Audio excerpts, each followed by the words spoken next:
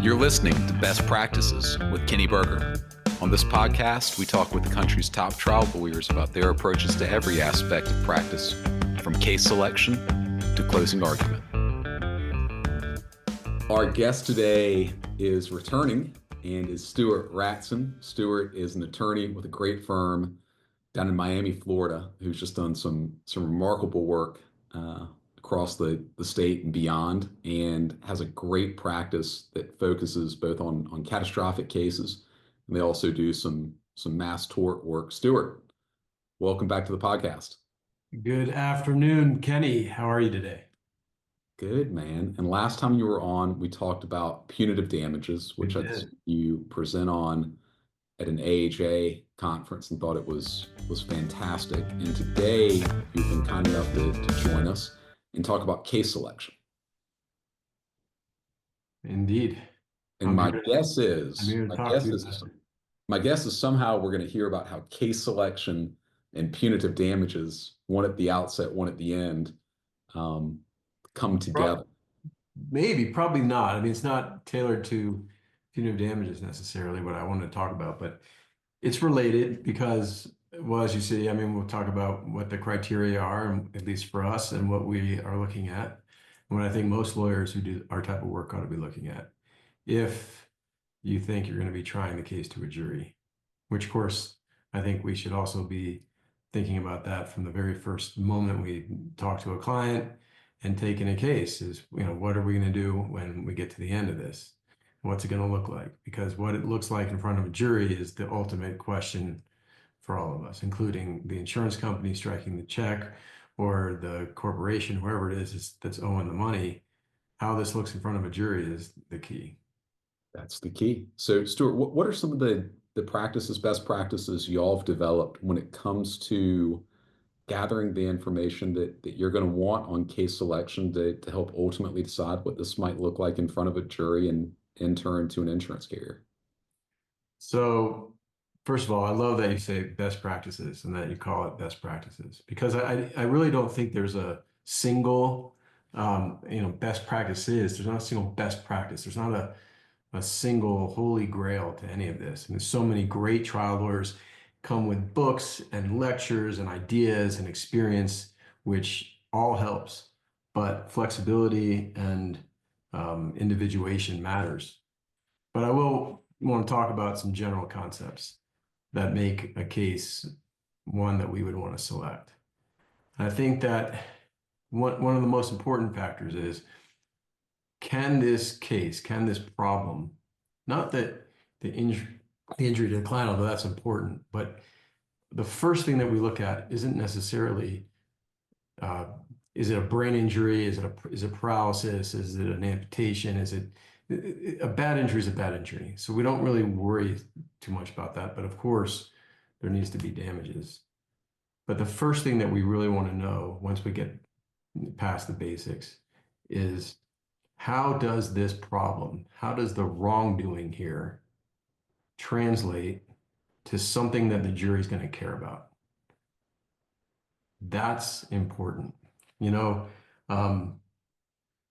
a different context, I was engaged in conversation, there's all different ways for people to die, and every death is terrible. But the manner in which the harm is done makes a difference. I mean, if someone murders somebody else, that's the worst thing you could possibly imagine, right? If someone is so careless or negligent to the point where this could happen again and again and again, that type of death, that type of harm is something that's threatening. It's important to address. It's something that would resonate with a jury. If it's a one-off, could never happen again, not a threat to anyone, getting to the point of an unavoidable tragedy or accident, then different problem, and not one that's likely to resonate with the jury. So, I mean, and this is common sense in a lot of ways, Kenny, sorry. But it's also embodied in the restatement of torts, believe it or not. And so the restatement of torts tells us what is supposed to be considered in determining negligence. So whether someone is negligent, there are four factors. And I can share it with you if you want. I have it on my screen right now. Can I share screen here? And Stuart, And when you pull that up, which Chelsea's getting ready to give you the ability to do, if you would okay. for the audience, just tell us which section of the Yeah, restatement. it's section 293 and of the restatement second of torts. And it identifies four components, which all could be considered as part of your case selection criteria, because all of them are things that could come out in trial. I mean, if a particular medical procedure is going to affect every type of patient that comes into that hospital, or that kind of wrongdoing could affect every kind of patient, not just cardiology, obstetrics, whatever. It's all kinds, all comers. A communications issue in a hospital or a failure to move radiology films to a doctor to interpret and understand them. These kinds of things, they go across all issues, all types of patients, and all harm to all people. So the greater the risk, the greater the threat, but more urgent the need to correct it, the more important our work in the courtroom. And so this is something that should be considered and can be considered at the beginning of every case. See, it's section 293. That's it. Yeah, there you go. All There it right. is. So, the factors considered in determining magnitude of risk, section 293. In determining the magnitude of the risk for the purpose of determining whether the actor is negligent. So just determining whether someone's negligent. Here are the factors. The social value which the law attaches to the interests that are imperiled. Well, in the example we just gave, I mean, the interest of a patient is a high social value. People are, every one of us is going to be a patient eventually, and we're at hospitals all over the country. There's millions and millions of people that are patients every day. The extent of the chance that the actor's conduct will cause an invasion of any interest of the other or one of a class of which the other is a member. I mean, this is legal mumbo jumbo, but basically, what's the chance that their conduct's going to cause harm? And if this is the kind of thing that's likely to cause harm again and again, that's a case you should look at. The extent of the harm likely to be caused to the interest imperiled.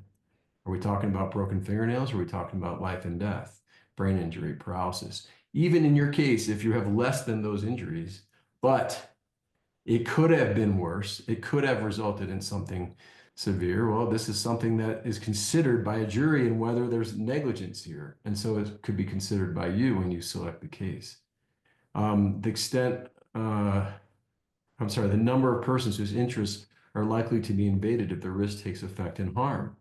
Well, again, I mean, if it's everybody in the hospital and anybody and everybody in the jury pool, then we're talking about a serious problem. If it's just your client, if it's such a unique case that only your client in the entire world of billions of people could be uh, affected by this conduct, then it's probably not even negligent. And so that's the extreme, right? Everybody to just your client or somewhere in between. But the more people that could be harmed, the better, even if they weren't, even if it was just your client, if it could happen again and again, which then takes us, I'm And going Stuart, I to think one of stop. the things that jumps out for me, it's, where are the areas in which we all find ourselves or may find ourselves?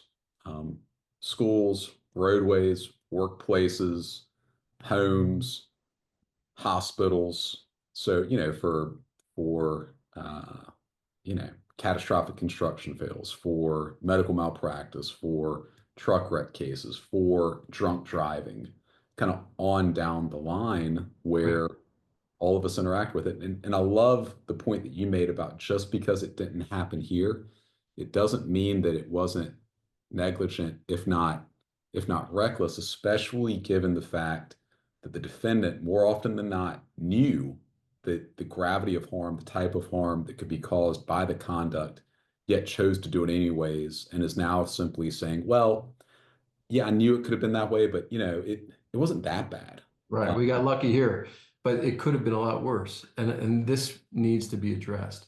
But also, to amplify what we just looked at, I also want to see, is there a systemic problem? Is this something that the doctor had a bad day?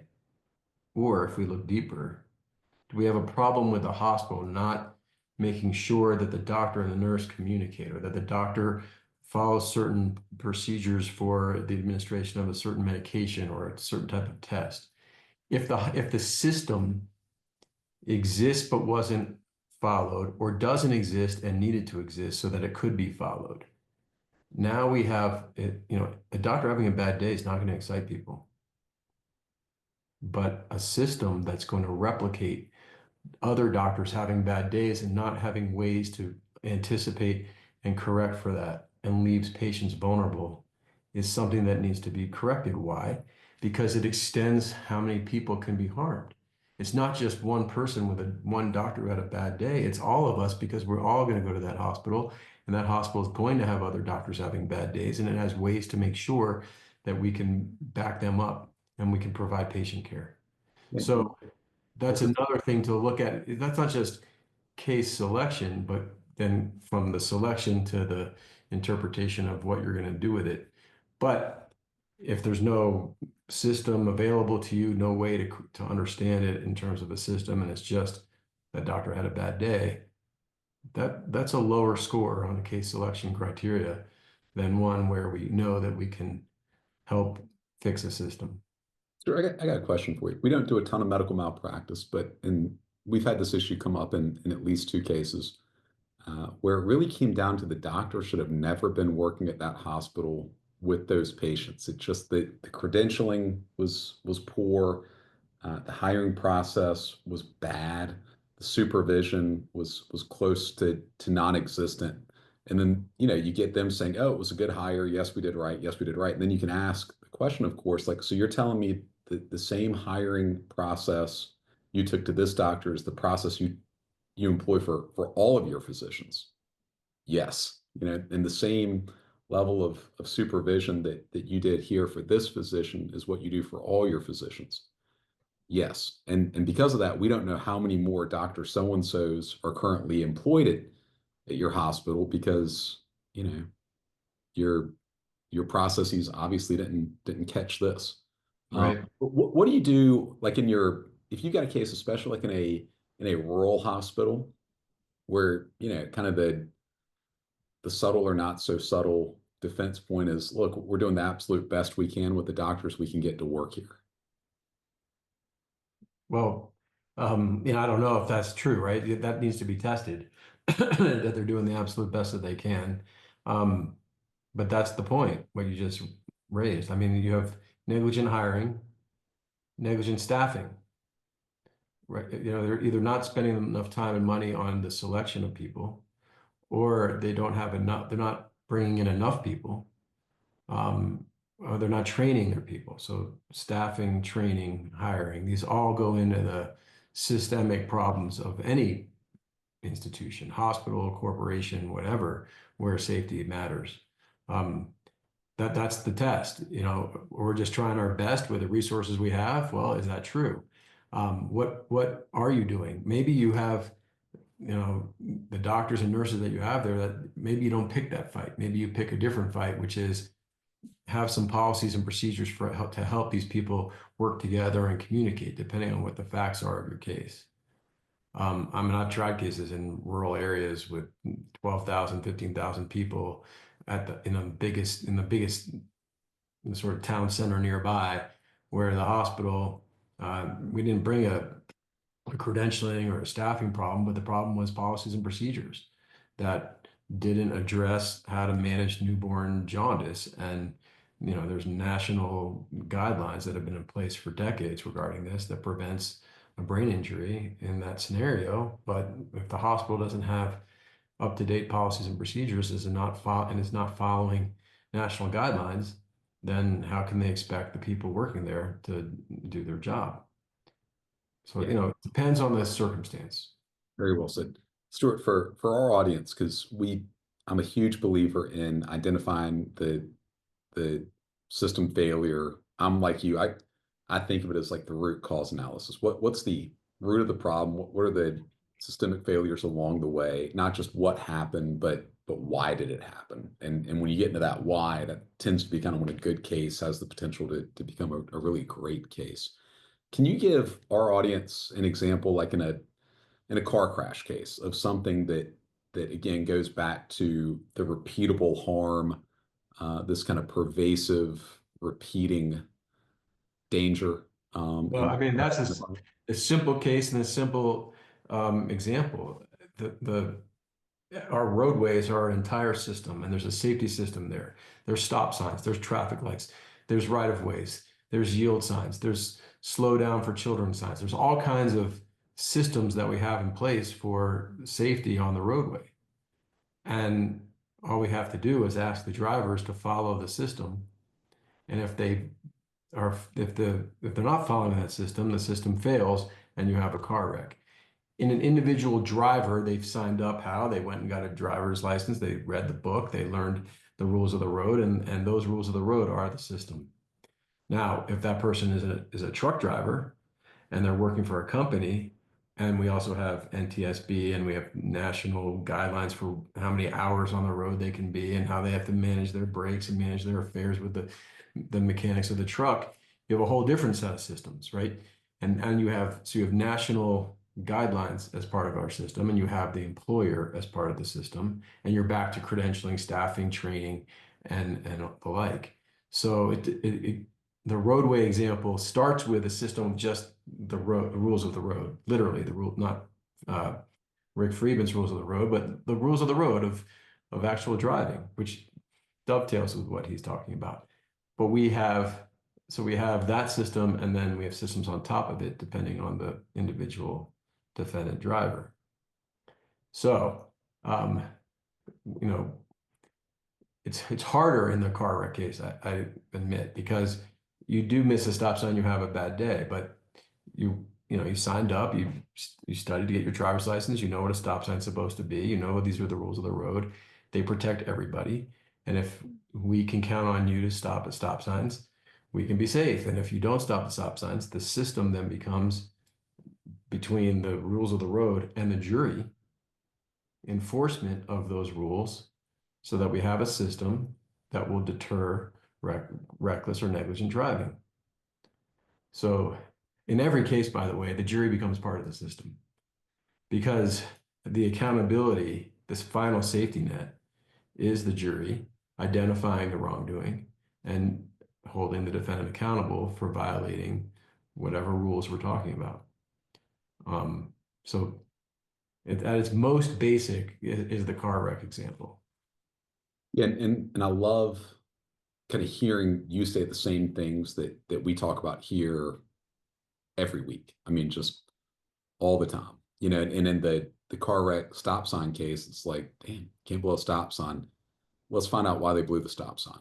Was it covered up? No, it's not covered up. Okay, it's, there it was. They still ran it. Let's make sure we've got the preservation of evidence or spoliation on the cell phone. Did their airbags go off? Well, if the airbags went off, should be able to tell us on the, I'm just going to call it black box for purposes of the podcast, but what does the podcast tell us about speed, braking? What was the distraction or the underlying cause that led them to blow the stop sign? And sometimes it's as simple as, heck, something was going on at home. They looked down to check their phone because they were on their way to get a kid because the babysitter had to take off. And sometimes it's because they were looking at something on their phone that they had no business looking at, well beyond a text message. But I just thank you so much for speaking to root causes, how it relates to case selection, and how it influences really every stage in the case's development. Right. And we have to always be looking at it because what we think is the case that we want to pursue may not be the case, but maybe something else is sitting right there that we want to pursue and we should pursue that does address the things we spoke about at the beginning of this talk.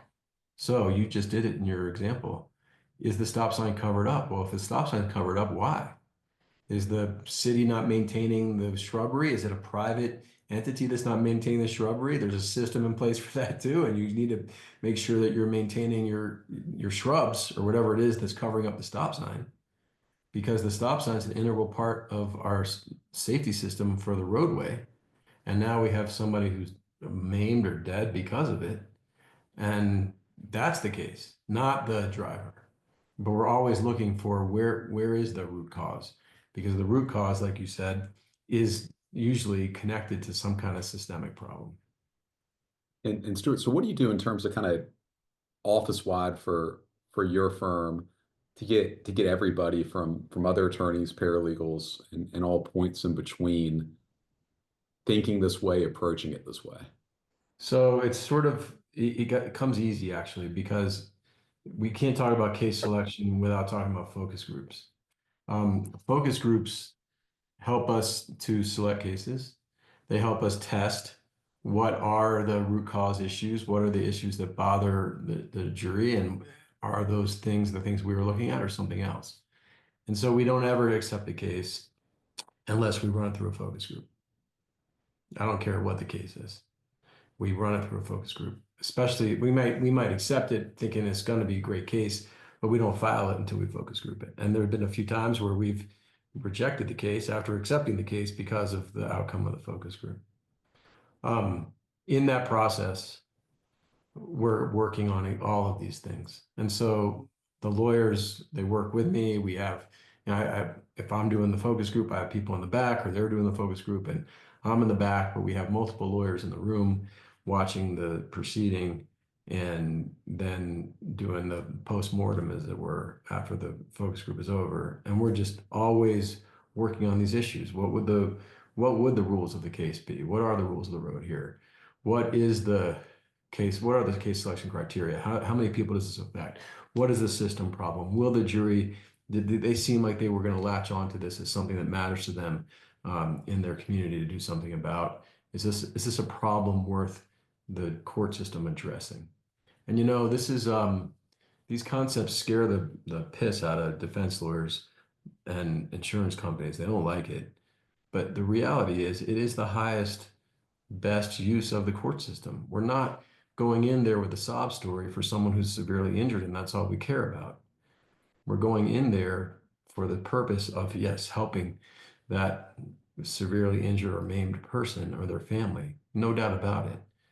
But we're tailoring and culling these cases out that also matter, that need it to be addressed, that need the judge on a public salary, the courtroom, which is publicly funded and open to the public, to use those facilities to address something that matters to everybody. That's what it should be. It shouldn't be wasted on anything else. And if it's used for that purpose, then we're doing something right and we're elevating the work that we do. And it's not just a sympathy ploy or, you know, just to move money from one side of the room to the other for no other purpose. So the reality is that all of these things we're talking about are nourishing to me, and they should be to you and to your audience as lawyers, that we're doing something that elevates the process. Thank you. And Stuart, one thing that I've given a lot of thought toward is really tying the defendant's conduct or tying the choices they made, the root causes that ultimately culminated in the harm to different types of damages that our client has experienced or incurred. When it comes to case selection, what are y'all doing on the damages side, kind of beyond the um, injury itself? You mean understanding the meaning of that to the family or to the people involved, You got it. the human side of the case. Got it. So for us, from every lawyer in my firm, um, we don't get attracted to this side of the practice of law unless we have open hearts to other people's pain and to their experiences and wanting to help them. I just don't think the average juror is being hauled into court to spend 2 weeks in jury duty, that they're governed by that same motivation necessarily to begin with.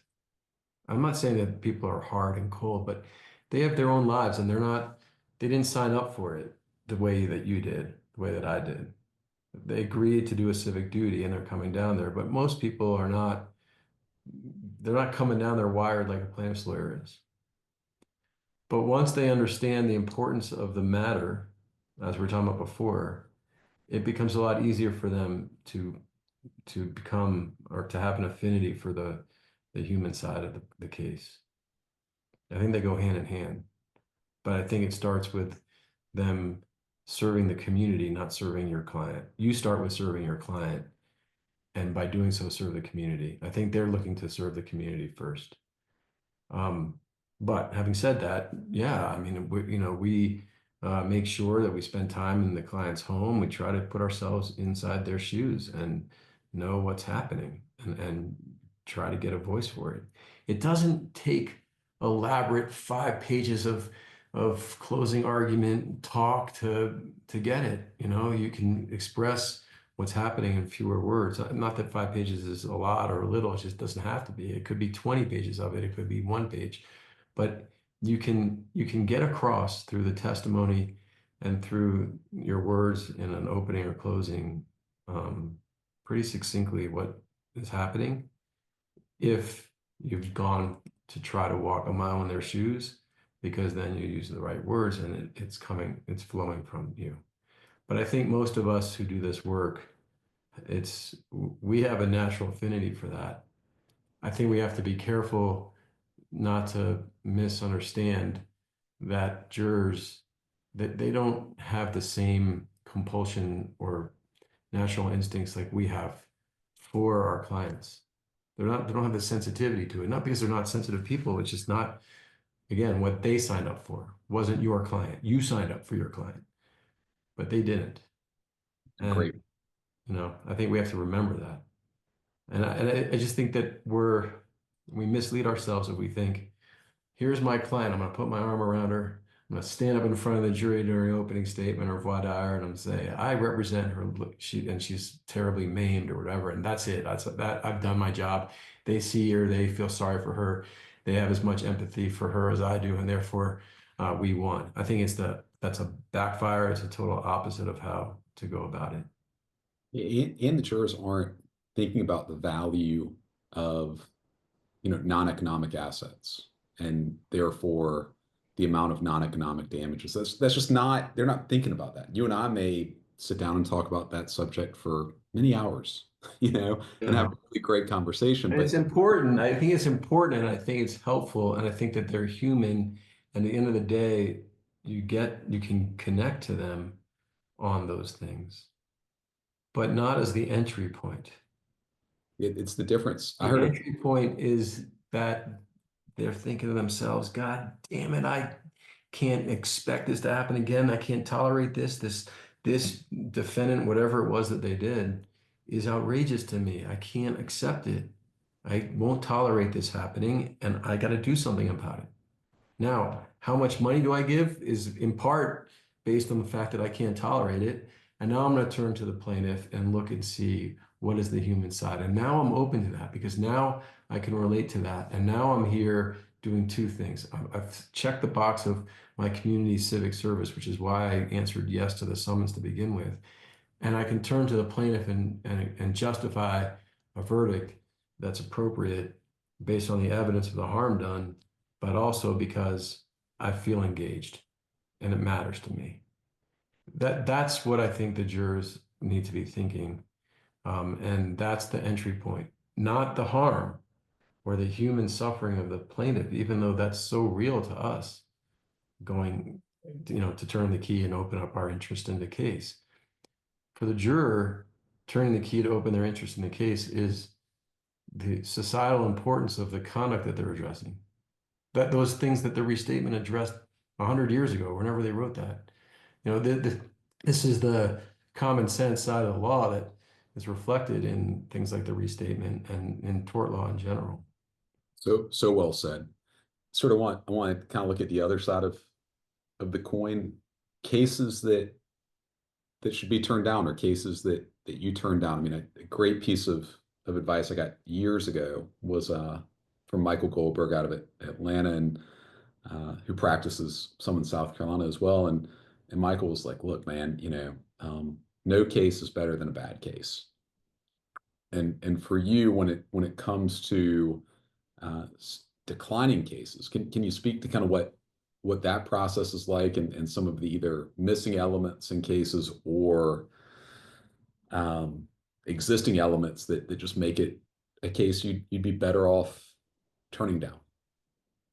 So it's another way of saying you make some of the most money on the cases you don't take. Um, why would I? Well, if I focus group a case and the jurors are conflicted over whether there's any wrongdoing, I'm not going to take it, you know? And they do that all the time. And no matter how severely injured, it could be a child, terrible brain injury. I mean, they will turn that case away if they don't see the wrongdoing. They're not doing it, again, that's what we were talking about before. They're not doing it based on sympathy. They're doing it based on, do they see the wrongdoing? So, that's the main feature of every focus group that we do when we decide whether to take a case. Yeah. And then I want to know what's their instinctive sense for the damages. What are they going to do with the case? And we survey them that way too. And based on those things, when those factors come together, and it's, pretty much, I want to see every juror in the room believe that there's liability and substantial liability. You know, there's comparative fault issues too that we have to, we can talk about. How much comparative fault is acceptable? What if half the group thinks there's fault and the other half doesn't? But the half that does wants to put 80% on her. Things like that go into the equation too. I want to see very little comparative fault, obviously. I want to see a consensus that there's liability, that the bad guys are the bad guys. And then we have something, we need to do something about it. And we go back to those other things that this is the kind of thing that it upsets people to hear the story. Not just, they're a little bit, we want to know, not just do you think that there's negligence here? On a scale of 1 to 10, how strongly do you feel that way? I want nines, tens. I don't want fours and fives, right? So there's a series or a system that we have for identifying strong cases during a focus group. And Stuart, when you're getting these focus groups together, are these focus groups you conduct in-house? Do you work with consultants, a combination of the two? So I've been doing this over 10 years, and we've developed our own system. I've had jury consultants. I've worked with, David Ball, Don Keenan. I've done a lot of different intensive sessions years ago, but now it's kind of morphed into something that's proprietary to us. And we have our system.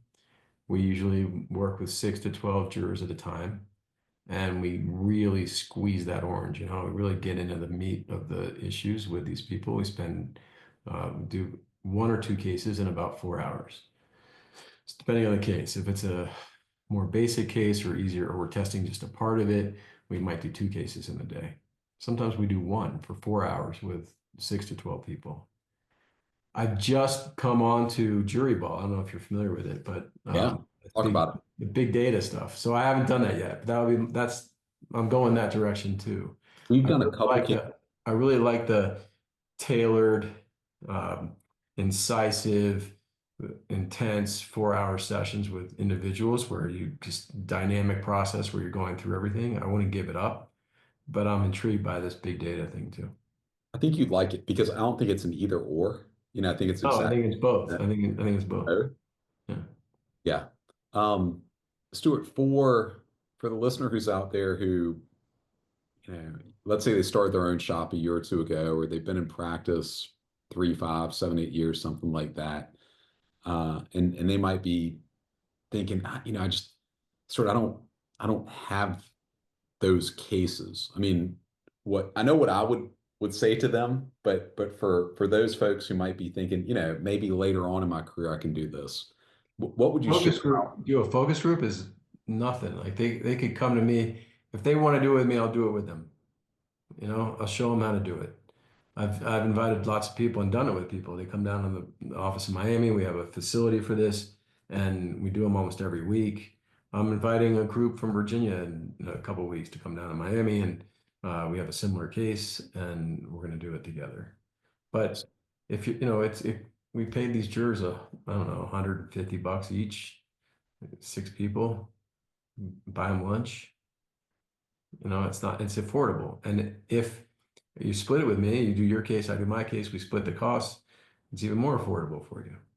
So I think that anybody who's got a case that's likely to go to trial, or that they intend to take the trial, or that they want to be willing to take the trial until or unless someone gets in their way with so much money that it's appropriate to settle it, it's really in your best interest to do a focus group, and your clients do. And and I would We tell do people, 12. I don't just do one. I'll do 12 or more in a given case. And then we do opening focus groups, and we do demonstrative aid focus groups, and we do adversarial focus groups, and we do narrative focus groups, and we, do voir dire. I mean, in my practice, if I'm trying 2, 3 cases a year, it's a lot. So, LeBron James, he warms up every game. He's playing 82 a year plus the playoffs. You got to warm up. So I like to do a voir dire ahead of trial, maybe the Saturday or the Friday before the Monday, and just practice talking to folks about the issues that are relevant to our particular case. and for people, I'd say, don't wait. Like, go ahead and start somewhere. Start doing it. Start approaching case selection with system failures and root cause and the elements of negligence or types of negligence, those considerations, the magnitude of risk. Yeah. Start doing it now. Start doing focus groups now. I mean, I look back at some of the early things that we did. I laugh about the first ever case video we did, Stuart. The first time we ever tried to kind of take a case video, not a day in the life, but just kind of telling the story, telling the case. And in it, it was a knee surgery case. It wasn't, it was a torn, I think a torn meniscus. But you gotta start somewhere. And there was this torn meniscus case, and we put together this First video. case I ever tried was a knee meniscus case. We put together this video. You go back and watch it now. It's funny because it looks like we killed her. Like the music is like very serious, and it's like this morose tones, and it's black and white. And it's pictures of her popping up with her children as if we're at her funeral. And it's like, oh no, we killed Miss Evelyn. And it's kind of funny now, but the video helped. It was our first time doing it. It was like Yeah. anything else. We got better. The second time there was a big jump. The second video we ever did was much better. Third video after that was better. Now when we're doing videos with professionals in big cases, we've got an idea of exactly what we want, what we don't want from that learned experience. Again, same with focus groups, same with trying cases, same with this approach on case selection. And I love that not only, you know, have you done it, but you continue to do it long past the time where there's any financial requirement on Stuart Ratz, and you're doing it because it's the right thing to do for the people you've sworn to represent. Yeah. I mean, I don't really want to go as far as saying it's malpractice not to, but it's close. I mean, I think that when you have the opportunity, and but the reason I don't like saying it like that is because that's like a negative, sort of scary way of encouraging people. It's just so valuable. Like if you can find a way to pretty much predict what's going to happen at trial, and then try your case based on those understandings, why wouldn't you? And that's what I believe. I believe that with the methods that we have, if we focus group properly and we do it enough times, we can mostly get a gauge for what's going to happen. I don't mean just money or a yes or no verdict, but who the jury's going to believe. What piece of evidence is going to be meaningful and what's not. What you and I think is going to matter might not matter at all, but it might. But something we don't think is going to matter could matter more than we ever thought. And once you know that, maybe you pick less of a fight. If the jury knows that this guy's a liar, how much aggression and difficult cross-examination do you need to put him through? And in fact, if you know that they know he's a liar with just one question from you, if you go ask 9 more, thou doth protest too much, maybe you push it the wrong direction. So why wouldn't you, right? Why wouldn't you want to know those kinds of things to improve everything about the outcome of your trial, not just winning or losing, but by how much and how much comparative fault and all of it. So this is to enhance your emotional intelligence. I think in order to be a great trial lawyer to run a great focus group, you need a lot of emotional intelligence. You need to, you or someone close to you have the ability to bond with jurors to get their trust and to get the truth from them. You know, in Yiddish, there's a word emes. It means truth. It's like a beyond truth, like to get to the emes of what's happening with people. That skill, if you can use it in a focus group and get to that, is so helpful to a trial lawyer. And then you enhance your emotional intelligence because you've gotten a window into what matters to people about your particular case. And then you can try the case to that place. Because if you don't, then you're trying to make other people's minds up for them. And that's hard. But if you know where they already live in certain issues and you can try the case to those places, why wouldn't you? You know? And I think it's just so valuable. Maybe it's scary, like you're going to find out that case isn't as good as you thought. Well, you need to know that now, right? Um, but I think that it's just such a valuable thing. So when I signed up to do case selection, here we are talking a lot about focus groups, but I knew that we would because you can't really do case selection without focus groups. Sure. What if we not said about case selection that you think is really important for other lawyers, for our audience to hear? I think we've said almost all of it, Kenny. I mean, you know, make more money on the cases you don't take sometimes. Be selective, think it through, you know, test your cases before you say yes, or say yes, but yes, I'll sign it up, but I want to focus group it before I file the case. I may turn it down. Um, be flexible, be willing to move a different direction on the case entirely based on what you learn. But, you know, look at those things, the things we talked about, section 293, I think it was, a restatement of torts. How many people could this conduct have affected? How much harm could result from the harm? I mean, from the conduct, that misconduct that you're talking about. Is there a systemic problem? What is it? How do you prove it? You know, those kinds of things are invaluable, but so too is then testing that with a focus group. I think we've said it. Well done. And funny story about Emmis, just to end there. Uh, my stepmom and she and my dad been married forever. Great, great lady, Amy. And um, whenever she's going to tell you something that it's very serious, she puts her hands to her heart and says, Emmis, Emmis. And then she goes ahead and tells you. But if she says Emmis, you know it's coming from the heart. It's The real truth, like not sugar coated, but Nick Rowley, the brutal honesty, the real truth is what we're after always, right? And so we got to get that from more people. What do they think? What does our community think? What does this focus group think about this case? Um, you really want to get to that, whether it's good or bad for you. yeah, it's better to know before the jury's impaneled than after the verdict is rendered. Yeah, and it's better to know before you invested a dollar. Maybe these will be the only dollars I invest, is this focus group. You know, that's okay. It's worth the $1,000 or whatever that you're going to put into it, and then find out.